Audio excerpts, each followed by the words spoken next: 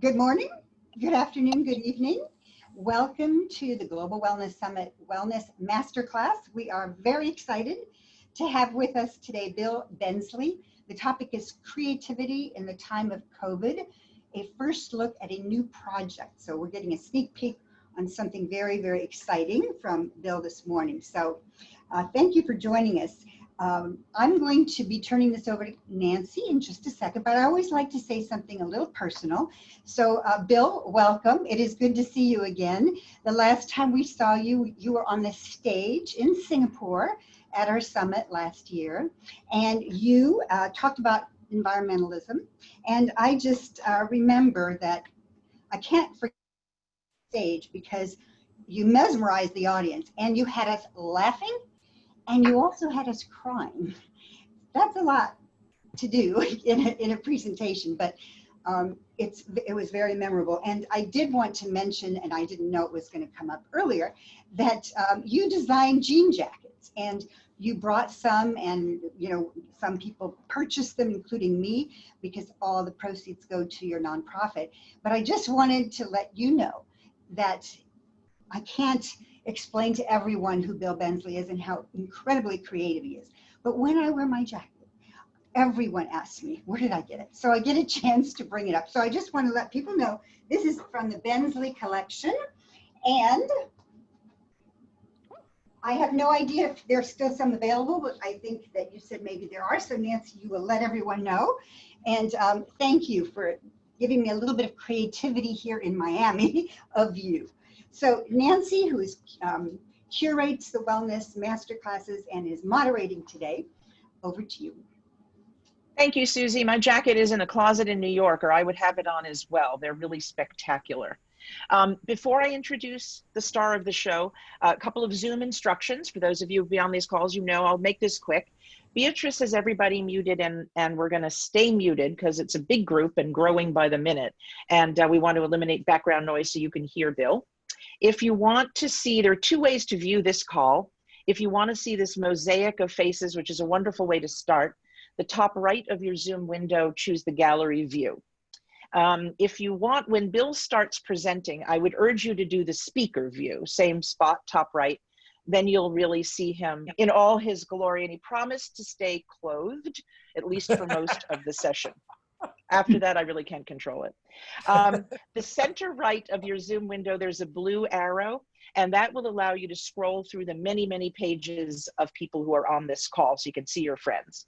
Bottom center of the Zoom window, there's a chat icon. If you click that, it'll open a screen to your right. Most people already see that little window.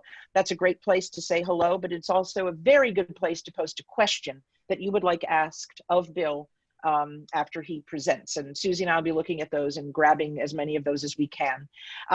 Alas, right next to the chat button, there is a bright green share screen button.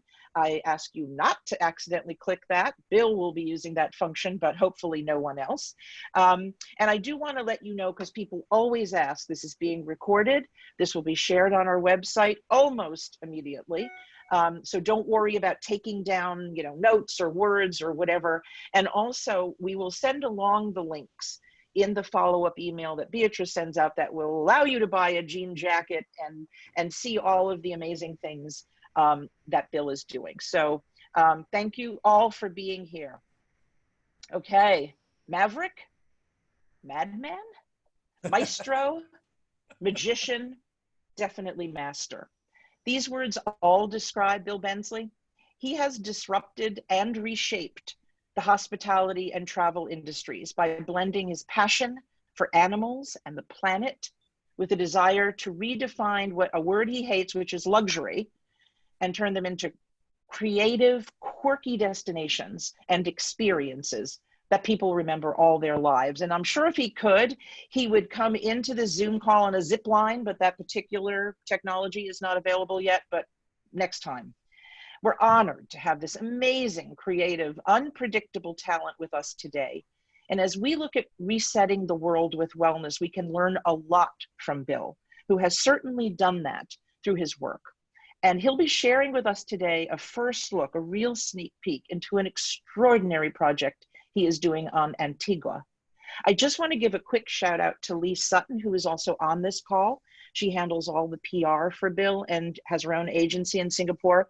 She helped get Bill to the summit in Singapore. So did Neil Jacobs, and was instrumental in having him do this class today. She's amazing, very funny, embodies the word global, and is likely on the call in bed with a glass of wine. But that's anyway, thank you, Lee, for all you've done to make this happen. Now it's my pleasure to welcome architect, interior designer, landscape architect, jean jacket designer, jewelry designer, and consummate painter, and a great friend to the Global Wellness Summit, Bill Bensley.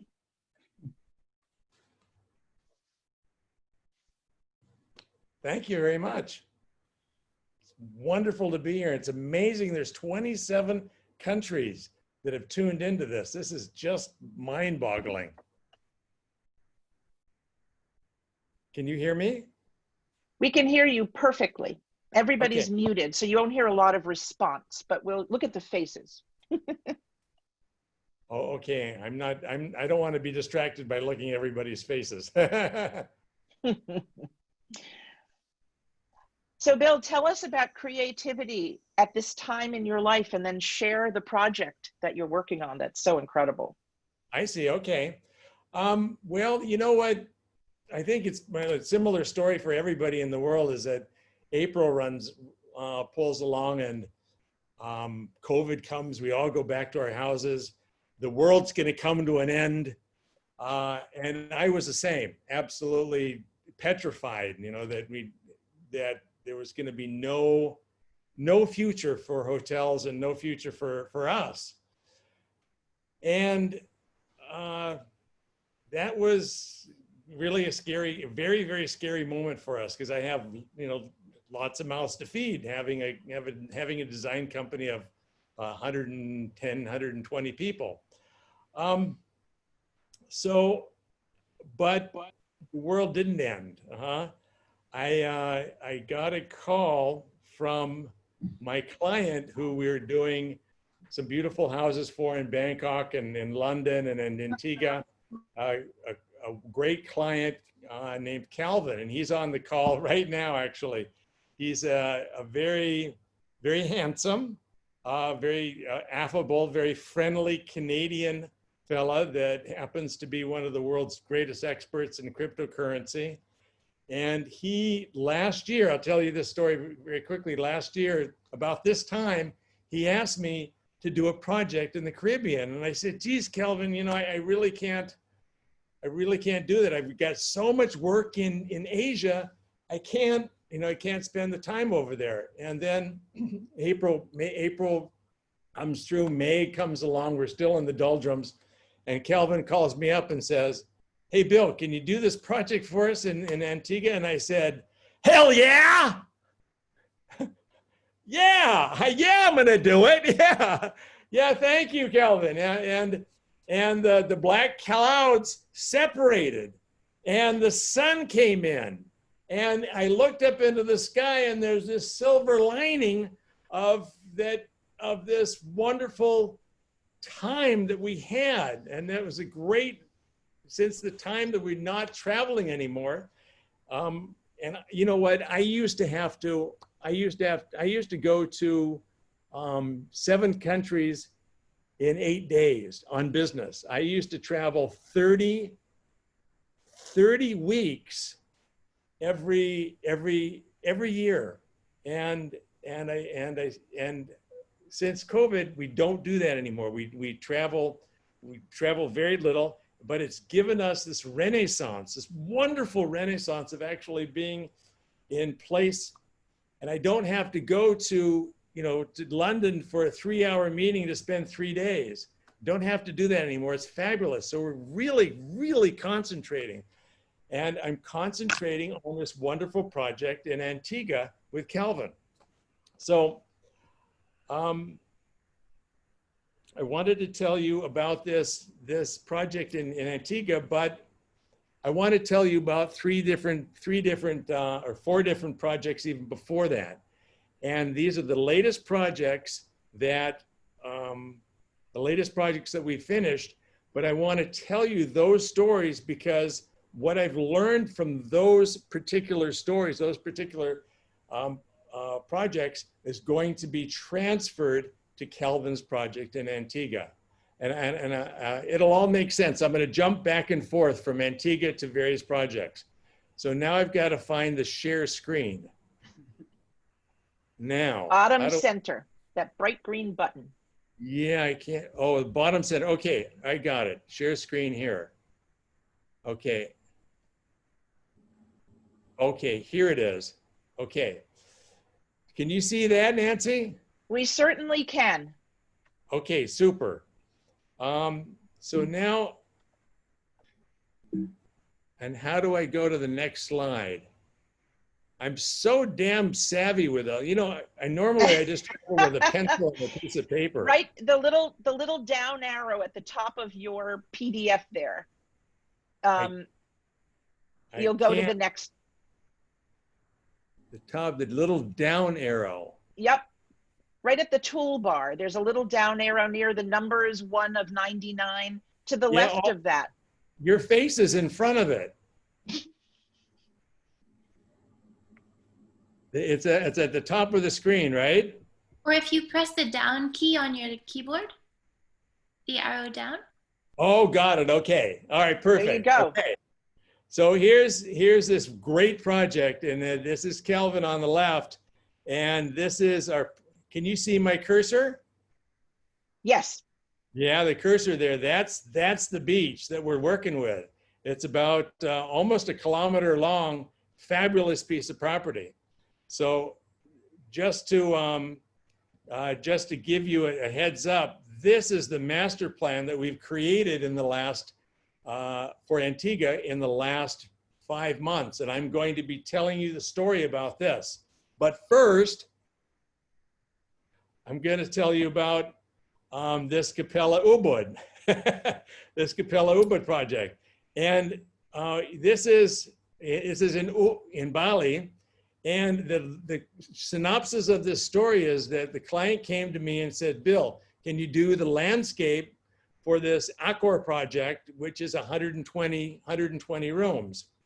And I said, sure, let's do it. And as I got to know Suito, the client, a fabulous fella, we talked more and more. And I said, you know, I was working with a local architect, and that local architect built a building that would have gone from here all the way to here and all the way to here, clear cut all of this and stepped down and destroyed this entire valley, completely destroyed it.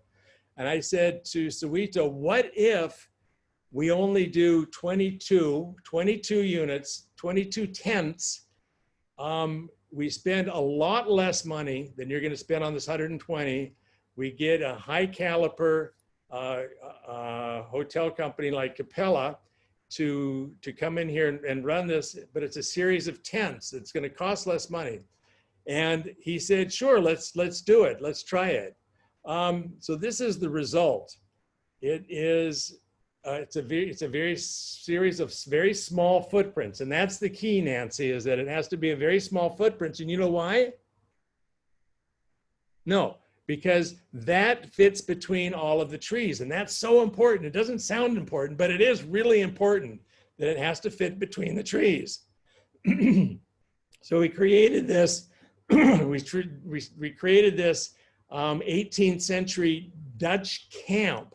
And each of these tents are different and trying to emulate what would have happened in a camp if the Dutch were there in the 18th century. So there's a baker's tent, there's a princess tent, there's a toy maker's tent, there's an armory, there's a whole series of tents that describe what would have happened at the 18th, what may have happened in the 18th century.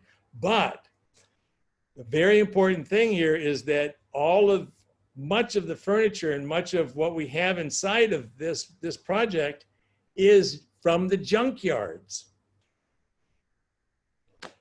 We scoured, and this is what I really like to do. I like to get dirty inside of the junkyards. We went to all the secondhand places and found the most interesting, quirky things. And you know what my philosophy is? Buy first, think later. So we bought all of these beautiful things, and then we figured out, okay, where are we going to put them? And we reupholstered, and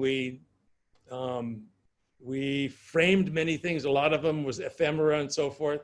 We reframed, but we got to a place where I really liked it.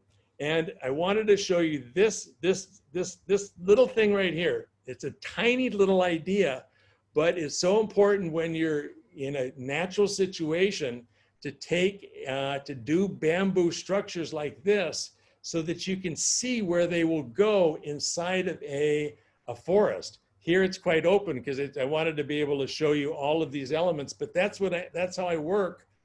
And it's sometimes for the Capella Ubud, I went back to the site 20 different times in order to recheck each of the positions of these hotel rooms. So I build them out of string and bamboo before any construction starts. And that way I know that the sight lines and also the trees are not going to be disturbed. And then I want to draw your attention to this over here. This is like a coconut tree with a hula skirt. This is essential. This is essential to what we do, because it allows a coconut tree, and on this site there were something like 600 coconut trees, but it allows the coconut tree to go up even through the room. The presidential suite in this place has 5 different coconuts going through the bedroom. And it allows the rain to come on the outside of the coconut, and the rain is dispersed. But I'm adamant that about minimal intervention onto sensitive sites. I will not cut down a tree. I don't want to grade anything. I want to create a place that's better. No, not better. When I go to a site, a natural site like this, I know I'm going to damage it. So my idea is that I mitigate the damage that I do. That's how I think about it, because I can never make anything better than Mother Nature makes. So, so at the end of the day, last month, Travel and Leisure ranked this as the #1 hotel in the world. Yay! So I'm really happy about that. So but it's built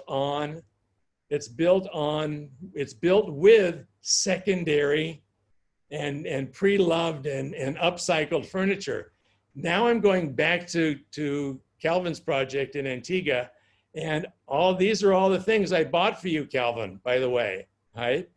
That these are all of these doors and so forth. Whoops. These doors and so forth are going to go here at the bathtub. This one here is the bathtub, and the front doors, etc. This drawing right here is a drawing of one of the many bungalows that we're proposing that we're going to build in Antigua. And these are all the doors on the right-hand side that we're going to use. Okay, next project is the Rosewood in Luang, Paban. And I inherited a series of UNESCO protected buildings, and which was fantastic. And we had the potential of building 120 rooms here as well, but we only built 25 rooms. Oh, and I wanted to mention on the last project, Capella Ubud, now we have, with those 22 rooms that we have, we've got the highest room rate in Bali at about $700, $800 per night, which is fantastic. Here in Rosewood, Luang Prabang, we also have the highest room rate in Laos.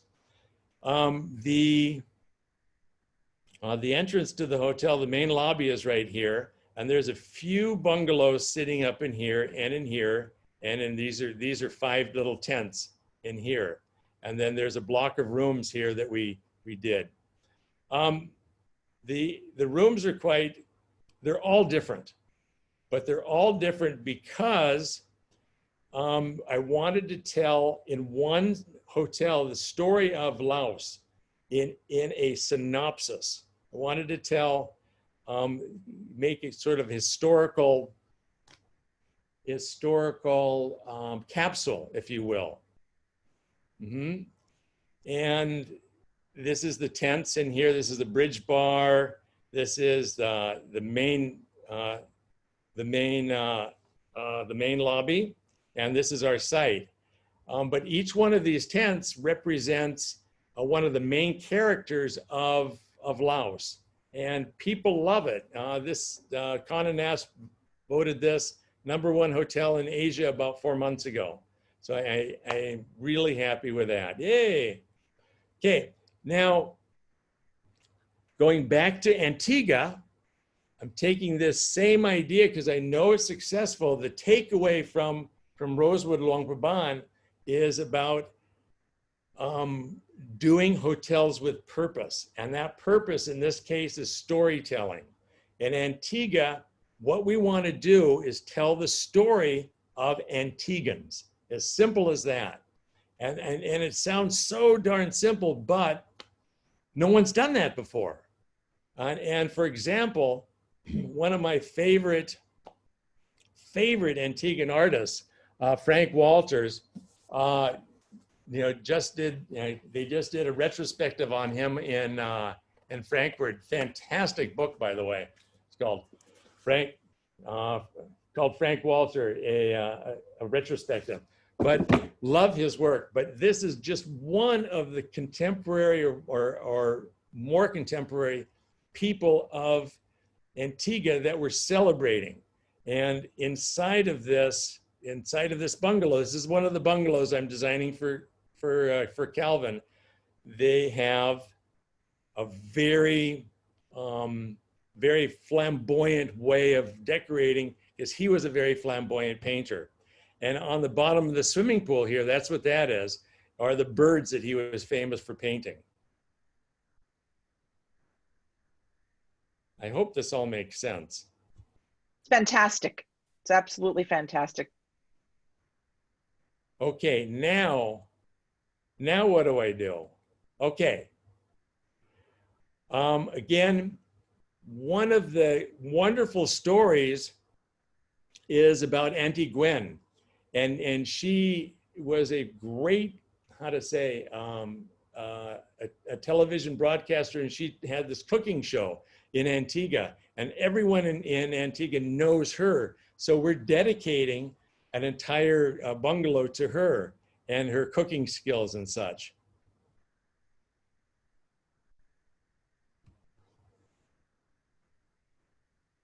Okay, now, my favorite project in the entire world is Shintamani Wild. That has to come up, right? Shintamani Wild. Long story short, about 7 years ago, my partner Sakun and I, we purchased this big piece of land about the size of Central Park in the southern part of the Cardamom National Forest. Because it was up for a logging concession, and it was also open to, we could also take all the titanium out of this land. Not being a lumberjack and not being a miner, well, at least not in this life, we decided to put just 15 tents in here at a very high price, a very low yield or high yield, low volume series of tents, very expensive tents like this, and they're very far apart. Can you imagine having 15 tents in a piece of land as big as Central Park? You'd never see each other, right? So that's exactly what we've done here, is that, and we arrive by this particular project, we arrived by the longest zip line in Asia, in Southeast Asia, down this way. And then this is called the Raging Sister. That's after my sister Anne. That I saw you smile, John. And then you come back across this way to the trading post, to the main lobby. It's all very open and so forth. Great project. It's my favorite project. But these are some of the images from that project. Right now, it's very slow there. We don't get many customers, but we're still paying for the Wilderness, the Wildlife Alliance team to protect all of this land around us. And again, We pay for part of a 115-person Cambodian army team with the AK-47s. Just so you know how serious this is, Nancy, is that over the last 6 years, we've picked up over 750 chainsaws. And you know how much the chainsaw can do damage in one day. So what we're doing there is a really good thing. And the animals are beginning to come back. Right before COVID, we saw our first slow loris. We have gibbons coming back to the site. We can hear them all the time. They're becoming somewhat habituated to the camp. So the things are going really well there. This is this funny little boat that we made. We made 3 of those boats, and guests can go out onto those boats. But the takeaway from that case study is that people, guests that are traveling again post-COVID, we know for sure are going to love private outdoor spaces. So here in Antigua, the kicker is, while we only have 60 rooms along that beautiful stretch of a kilometer of beach, every single unit, every single key, every single bungalow has something like 7,000 square feet of private garden, which is unheard of anywhere in the Caribbean. So it is going to be, just on that idea alone, it's going to be fantastic. This is a section through one of the 5 residences that are for sale. There's a big fort. We call this Fort Bodog. Bodog is Calvin's company. And the Fort Bodog encompasses this entire property. It's a big fort closed on the southeast and north and open on the west side, on the beach side. And this residence is built into that. These are some of the residences, or some of the bungalows as well. Okay, now I'm going to leave Antigua and go to one of my favorite projects that is being built. It's called World Wild. A lot of people are calling it the Human Zoo. This is a project that particularly interests me because it is going to educate and change the perception of wildlife for millions and millions of Chinese people. All around, I'll just explain the site plan a little bit to you. All around the periphery, all around the periphery of this site are a series of hotels, something like 2,300 rooms. We have a train that runs all the way through this. And I'll back up a little bit. And I'll back up a little bit, in that about 3 years ago, a client of mine said, Mr. Bill, can you make us a zoo?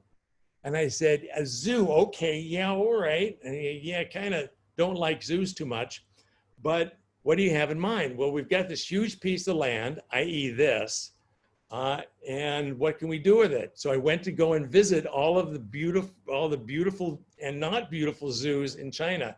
Most of them are horrible.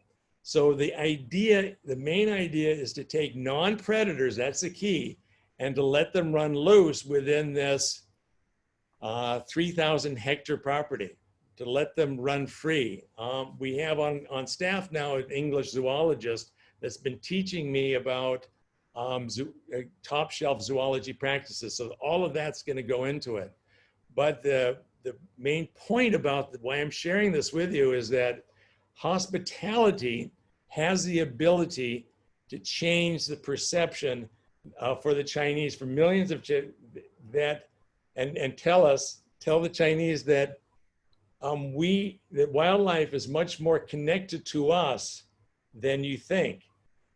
And my personal, my personal interest in this project is that many of the animals, the wildlife that's caught near our Cardamom National Forest, our Shintamani Wild, goes to China and Vietnam and is eaten at the dinner tables of the rich and famous.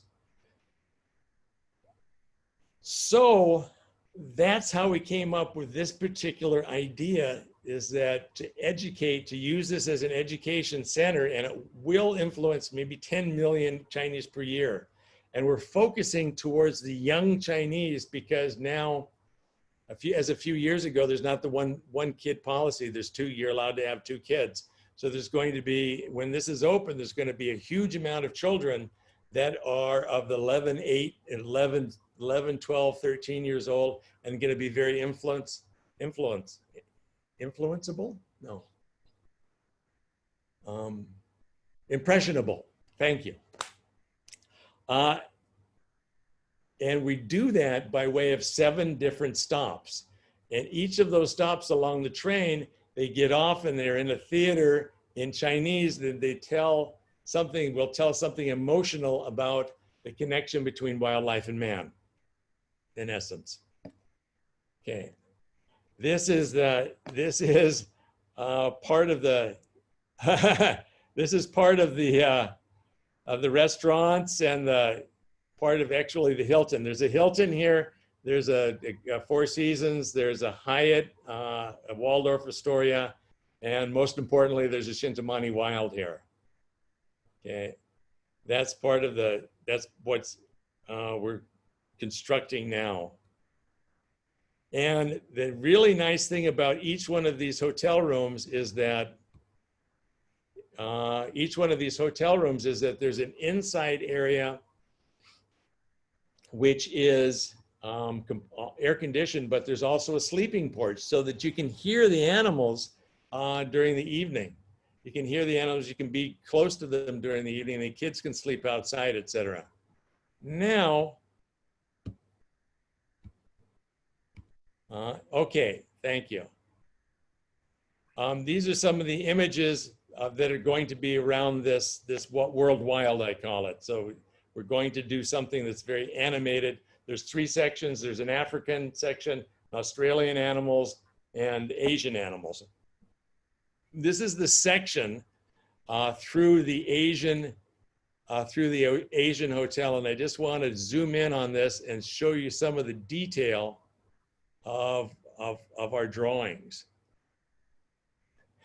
This is particularly fun down here. Can you see that? Yes. And it's John, amazing to think you can actually be in that it's not just some fantastical drawing of like the next Lord of the Rings, that you actually can go there. We will actually build this. We will really build this. This is what we do. Okay.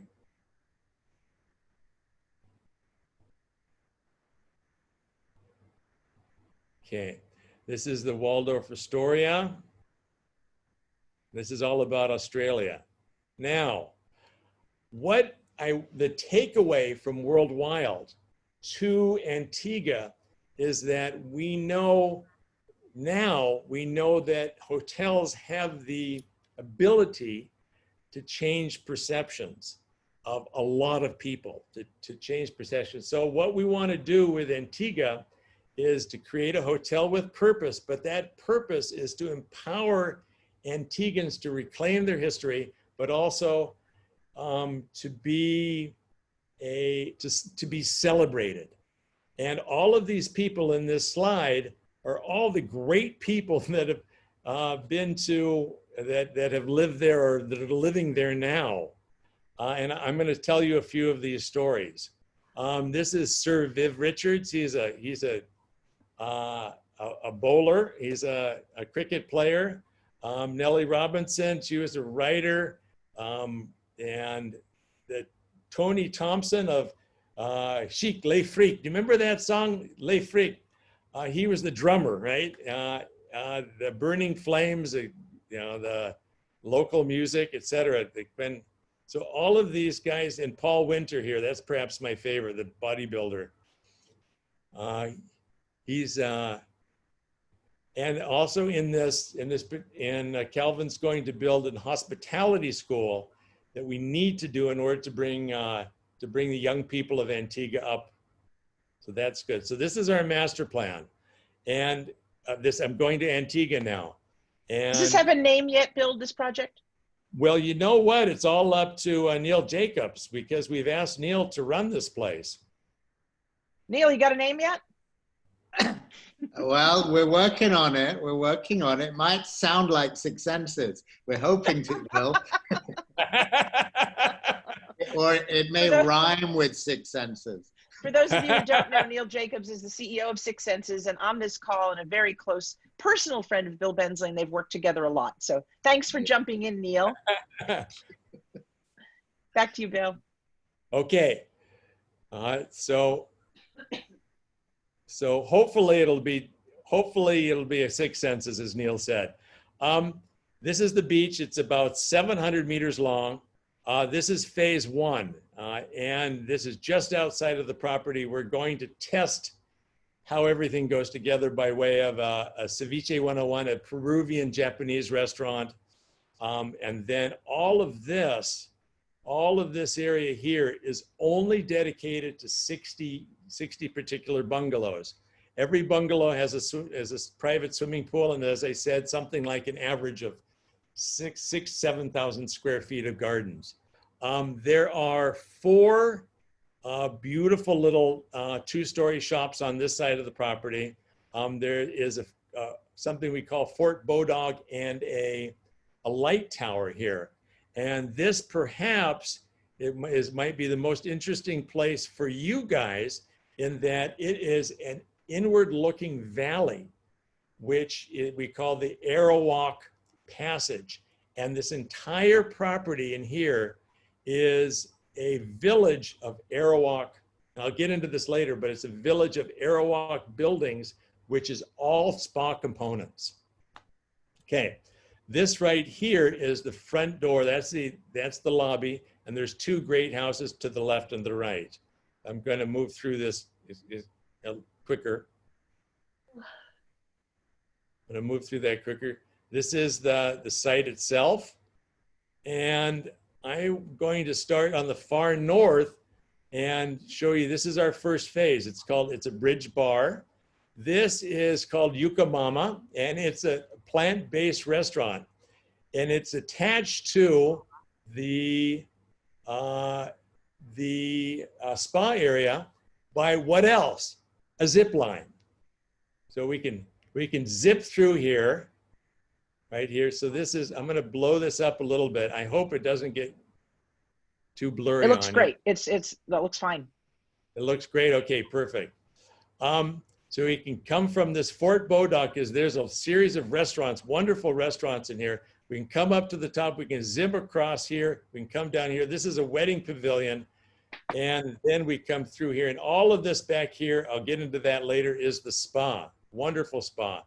And then I'm going to pan through here very slowly and show you the variations of all of the bungalows, because none of the bungalows are the same. This right here is the lobby, and lobby downstairs, and there's an Indochine restaurant up in here, and Calvin lives right here. That's his house. Bill, how large are these drawings? How do you present them? I present these by way of Arches watercolor paper. They are wide, about 1.5 meters, and the total presentation was 550 meters. And we presented this in a huge ballroom to the Prime Minister of Antigua, Calvin did, and almost immediately they approved the project. It was, in fact, Calvin described that as everyone was almost giddy, and so happy to be. And giddy, I think, because we're not neglecting the Antiguan people. We're enveloping them and making them special and celebrating their friends. I'm going to tell you a story about Brian Lynn in a moment. Okay, so I'm going to, sorry, I'm not very professional at doing this Zoom thing. I should be. This You're is doing the, just fine. Everybody, this is just extraordinary. okay, Keep going. great. Thanks. This drawing we just finished yesterday. You know, while we're 5 months into this project, I keep on adding and adding and adding more detail, and I have more ideas every day, going through this renaissance of this COVID renaissance of design, because it's so wonderful to be in one place and not to have to travel, that the ideas keep sinking in beautifully. So this is, these are private dining rooms. There's some shops down here. It's all, there's a little garçonnier here.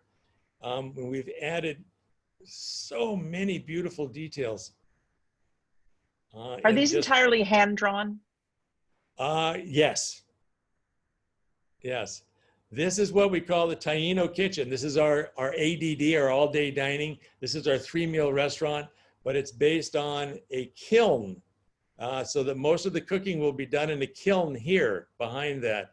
And that was also, traditionally in Antigua, the limestone was burnt to make lime. And then that lime was used in the process of sugar making. So that's part of the history of Antigua. And that is called the Taino Kitchen. Now I want to show you just a couple of the bungalows. This is William the Fisherman. He was a famous fisherman here, but I want to show you, and I'm a very avid fisherman myself, but so this is the interiors of the fishing. And I'll see all these little round things in here, Nancy. They're antique fishing reels. So we've made a pattern of them behind the bed.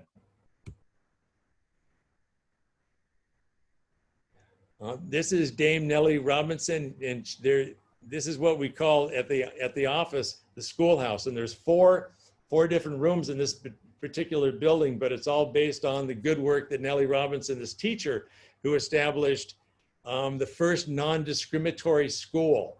So, and not very well known, but I think this is the type of people that need to be celebrated. So after this is open, they're gonna be in the spotlight as they should be.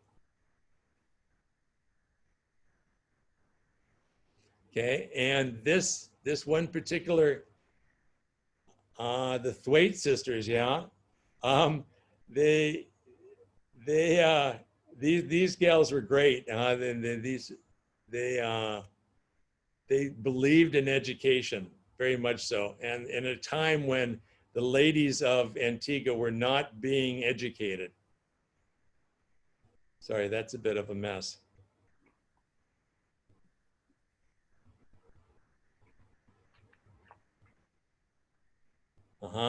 Now this one's very interesting. On the property, we have these 2 Chinese style villas, and this is an octagonal in plan. And this fella here, Mr. Lin Yonyoa, he is the father, and he's one of the few Chinese immigrants to Antigua, but he is the father of Brian Lin, now spelled L-Y-N. And Brian is our project manager on site. So we're celebrating his father's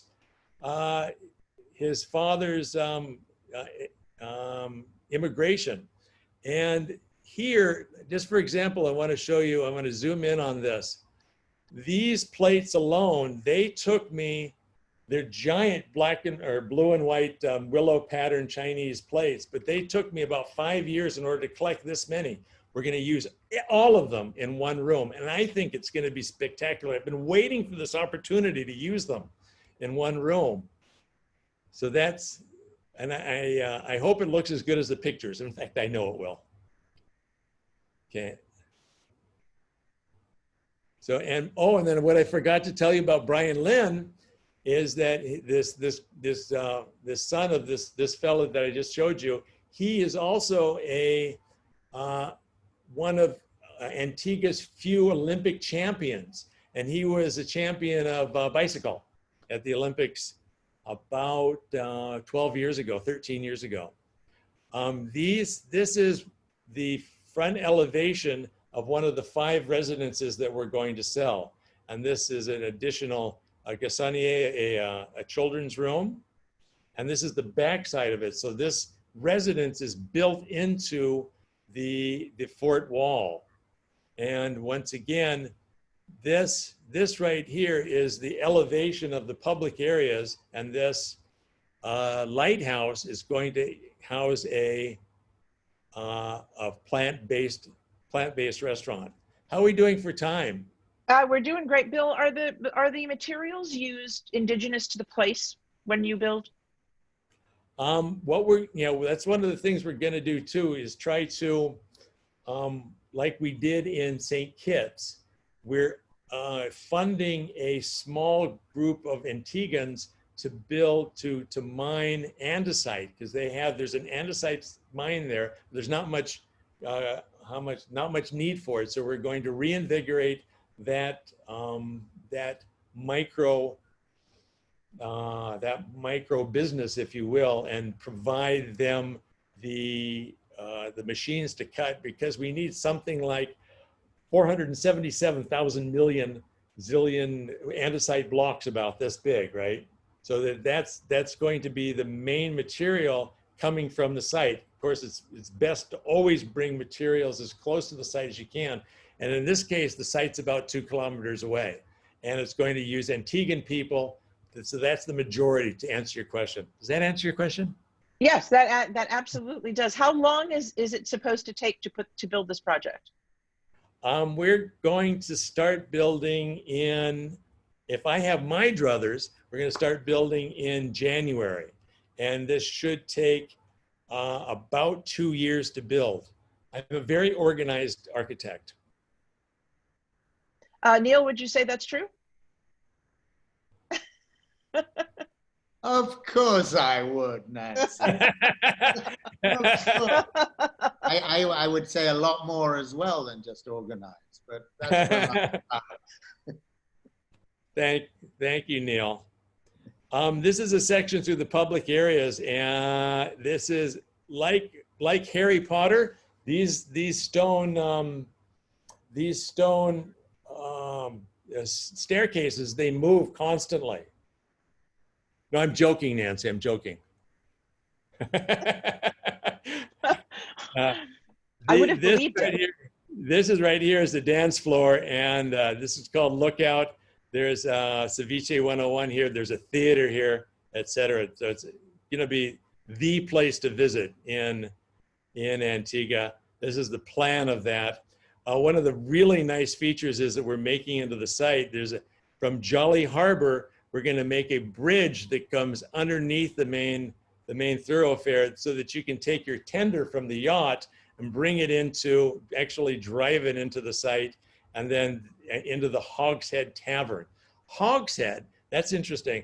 The Hogshead was a giant barrel that was used to transport sugar from this island back to England. It's the name of a barrel, so we're using that in our, and this is Hogshead right here. So this is the interior, and this is how the boat arrives and so forth. So it's sort of a yo-ho moment, if you know what I mean.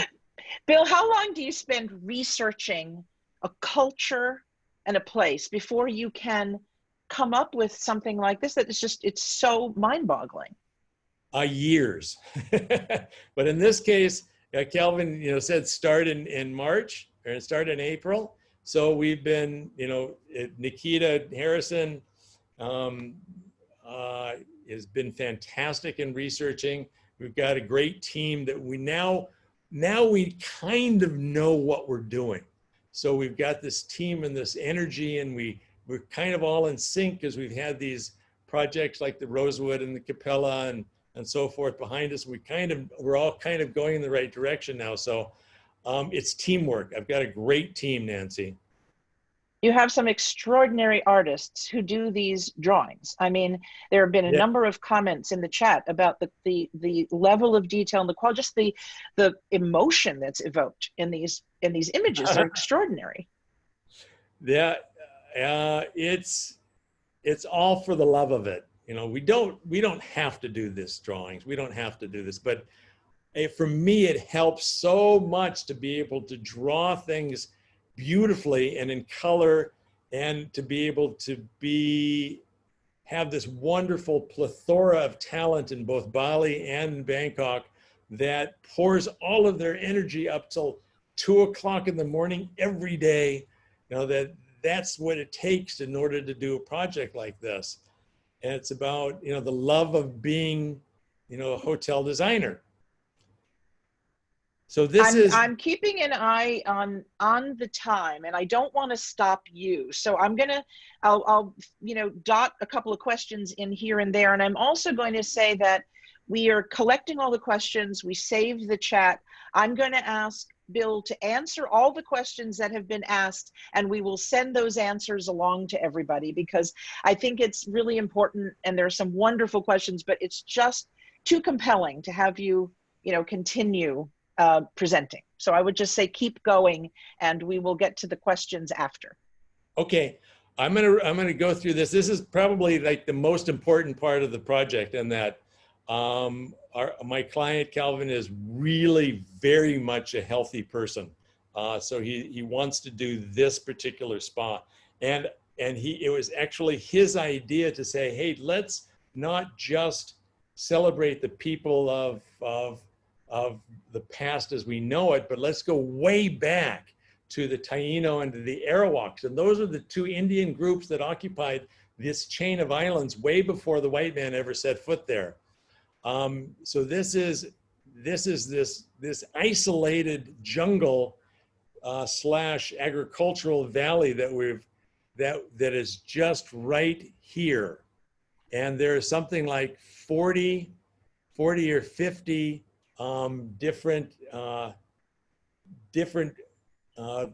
beautiful little rooms, all based on Taino scale architecture.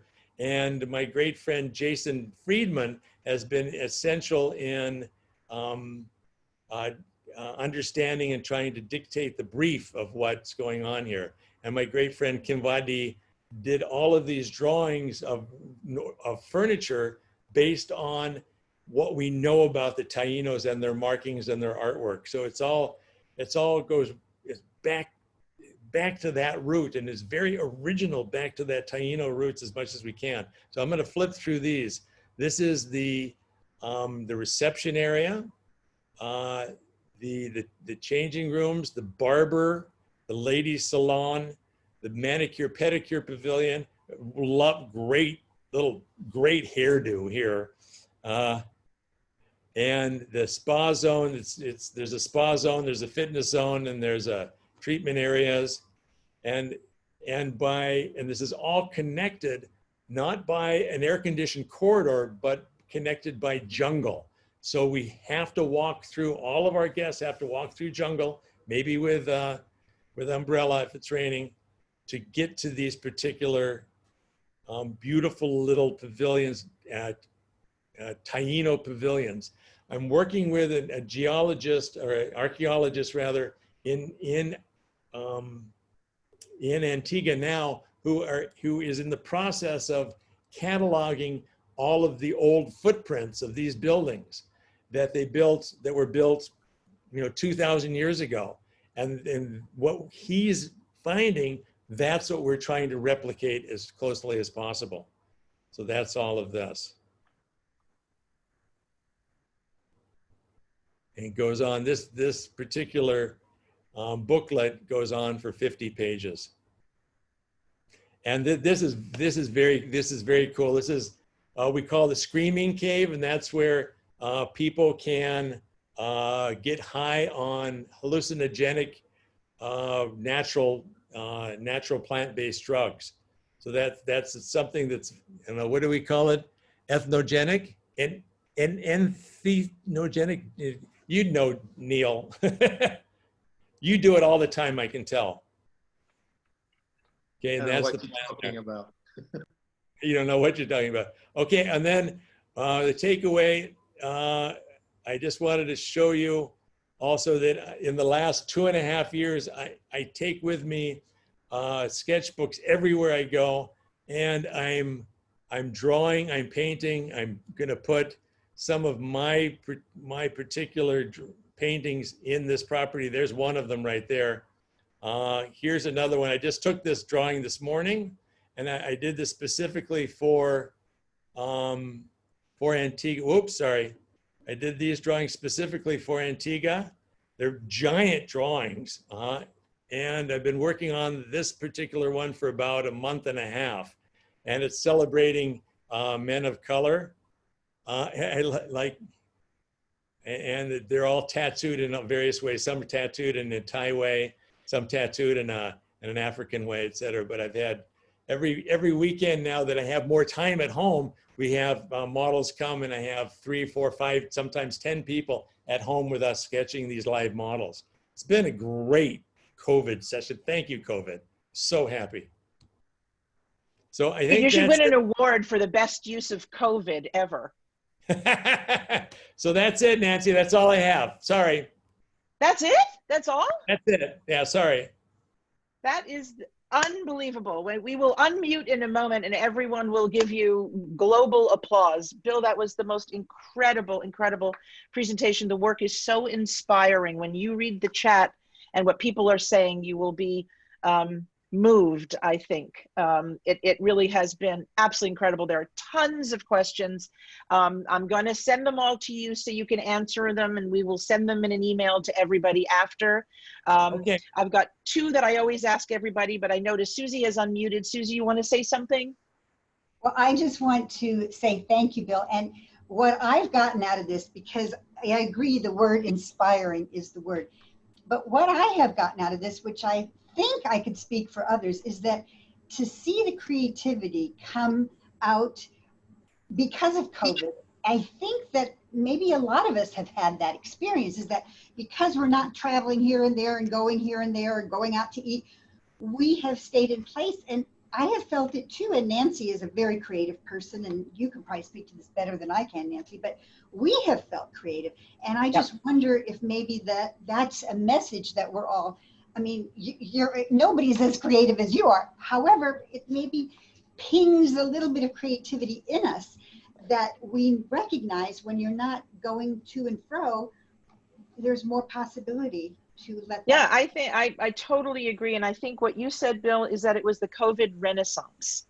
And I think that, you know, that is it. That's the message of this, is that you can take that time and you can do something, you know, with it that you might not, you know, that you might have forgotten about or not do anymore. I mean, the questions abound. They're just amazing. It's incredible work. What keeps you up at night? What are you optimistic about? Just a sentence each, and then we're going to unmute and give you applause. What keeps me up at night? Nothing. I sleep very well. And I always sleep 9 hours. And what was the other question, Nancy? Sorry. What are you optimistic about? What am I optimistic about? I'm optimistic about that at some point in my life, I'm going to do something really good with hotels, with hospitality. I think that's my goal, is to do something really good with it and groundbreaking. That's my goal. Well, you know, you just keep striving, Bill, and we'll just keep, you know, supporting you. Right, I'm going to ask Beatrice to unmute so we can all give you a well-deserved round of applause. That was incredible. Thank you. Well done. Thank you. Thank you. Bill, how long did you Thank you. Wonderful. Thank you. Thank you. Thank you. Thank you so much. Hi, Bill. Thank you so much. Bill, how long does it take to do one of those drawings? They are hundreds of thousands. So it's you know, all of those drawings, they start out with watercolors first, and so they're hand drawn in that essence, so that they, you know, we have a huge catalog, looks like, of watercolors, and then we scan that watercolor, and then we use that by way of Photoshop in many different many different manners. That's how it looks so soft. Hey Siri, what is It's just very distinctive and absolutely gorgeous. Got 1,000 questions, but I'll send them all to you. I'll be in touch and we'll send them all. We'll get them answered. A lot of people want to receive that email with answers to these questions, so we'll collect them all. Okay. Thank you so sounds much. Thank you. Thank you, Lee. Are you still on the call? Thank you so much, Lee, for everything, always. Most welcome, whatever you need. And Careful what you good. John. say. and thank you, Calvin. I'd love to meet you. Kelvin is the world's most available bachelor. Oh, well, good to know.